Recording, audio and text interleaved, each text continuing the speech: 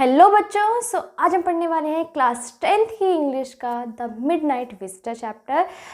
बच्चों, ये जो चैप्टर है ये एक सीक्रेट एजेंट के बारे में है। तो पहले हम जान लेते हैं इसका इंट्रोडक्शन कि इसमें क्या है, हम इसमें आगे क्या पढ़ने वाले हैं। तो मैं आपको बताती हूँ। फर्स्टली हम जान लेते हैं कि इसके जो राइटर हैं उनका नाम है रॉबर्ट ऑर्थर। वो मिडनाइट विजिटर के राइटर हैं। उन्होंने ये जो स्टोरी है इसमें एक मिडनाइट विजिटर, ये जो स्टोरी है इसमें एक सीक्रेट एजेंट की कहानी बताई है। क्या हुआ, सीक्रेट एजेंट नाम सुनते ही एकदम से दिमाग में जेम्स बॉन्ड टाइप इंसान आ जाता है ना, कि या एक ऐसा इंसान जो कि बहुत बॉडी बिल्डर हो, जिसके 6 एब्स हो, एकदम से एक इमेज बन जाती है हमारे माइंड में। पर इस स्टोरी में एक ट्विस्ट भी है कि जैसा हम एकदम से सोच लेते हैं कि सीक्रेट एजेंट कैसा होगा दिखने में, इस स्टोरी में वो व्यू बिल्कुल अलग है, वो इमेजिनेशन बिल्कुल डिफरेंट है। जैसा हम सोचते हैं एक सीक्रेट एजेंट के बारे में, ये सीक्रेट एजेंट बिल्कुल भी वैसा दिखने में नहीं है। तो चलिए फिर शुरू करते हैं इस स्टोरी को बिना किसी देरी के।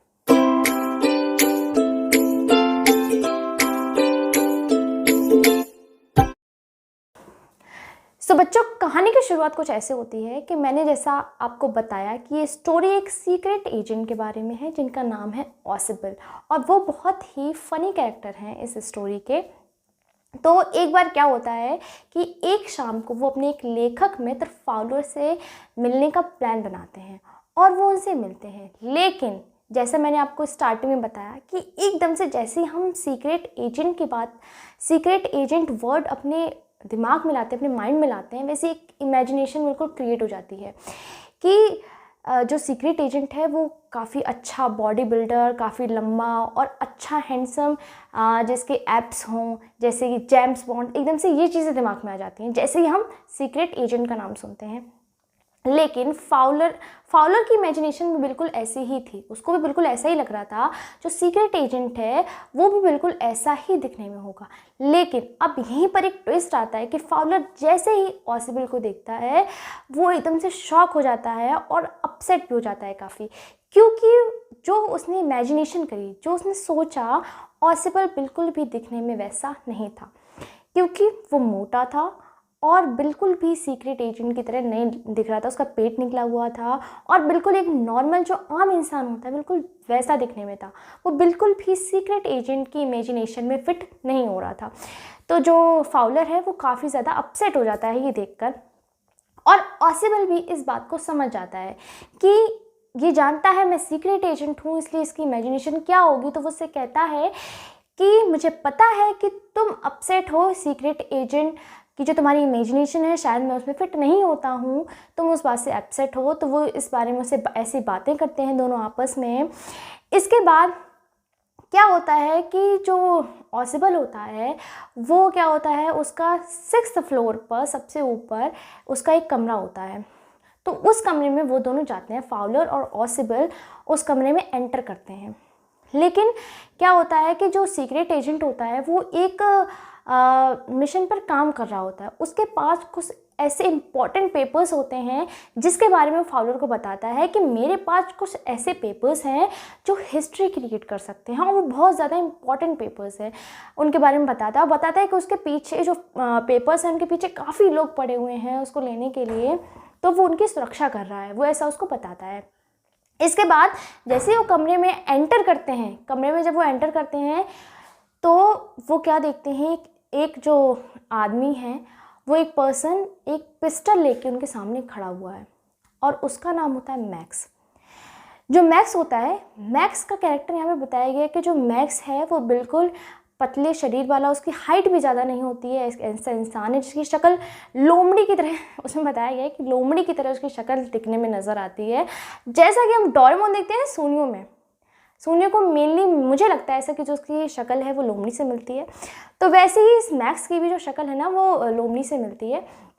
तो क्या होता है कि जो मैक्स होता है वो उनके पिस्टल दिखा के उनको खड़ा होता है और उनसे उन पेपर्स के लिए पूछता है।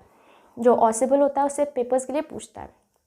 तो तुरंत ऑसिबल उस टाइम पे ये सोचता है कि अब उसे उन पेपर्स की भी रक्षा करनी है, उनको भी बचाना है और साथ में अपनी जान भी बचानी है इससे, क्योंकि ये सामने पिस्टल लेके खड़ा हुआ है, अगर पिस्टल लगे तो उसकी जान चली जाएगी, और वो पेपर्स भी इतने इम्पॉर्टेंट हैं जो वो उसको नहीं दे सकता है।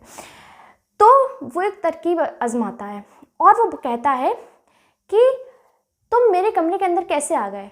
मैं शिकायत करूँगा होटल मैनेजमेंट से कि इसकी जितनी भी बालकनीज़ हैं, जितनी खिड़की हैं बालकनी की, उन सभी को बंद करवा दिया जाए, क्योंकि तुम खिड़की से अंदर कैसे आ गए। मैं शिकायत करूँगा इस सब की। तो एकदम से जो मैक्स होता है वो एकदम से कहने लगता है कि मैं खिड़की से नहीं आया हूँ, मेरे पास इस रूम की मास्टर की थी जिसकी वजह से मैं अंदर आया हूँ, मैं खिड़की से अंदर नहीं आया हूँ। तो ऑसिबल को ये पता चल जाता है कि इसको इसकी बालकनी के या खिड़की के बारे में कुछ भी नहीं पता है। तो तुरंत ही वो अपने माइंड सेट कर लेता है और एकदम से एक छोटी बालकनी की स्टोरी बना लेता है मन में।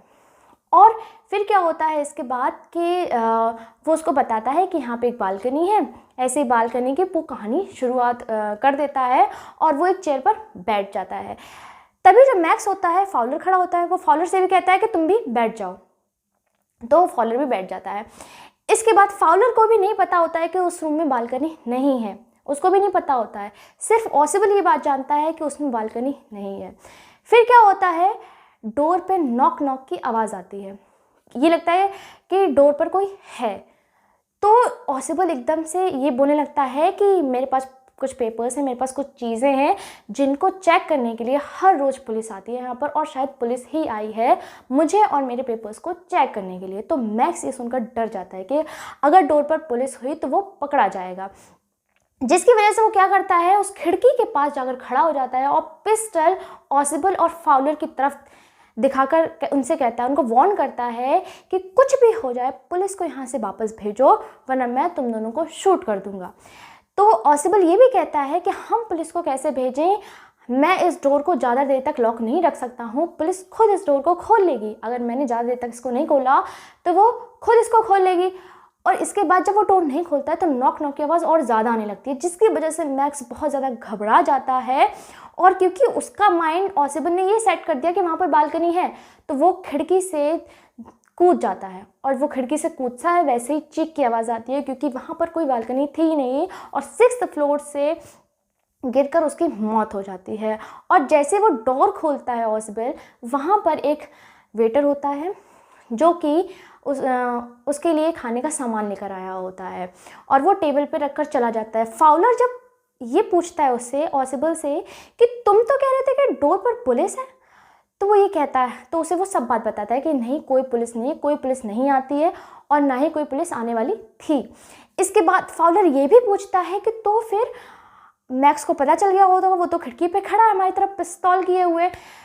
तो जो ऑसिबल है वो भी उसको ये भी बताता है कि नहीं, अब वो वापस नहीं आएगा, वहाँ पर कोई बालकनी नहीं थी, वो मैंने झूठ बोला था, वहाँ पर कोई बालकनी नहीं थी और वो उसकी मौत हो चुकी है, वो वहाँ से कूद गया, मर चुका है।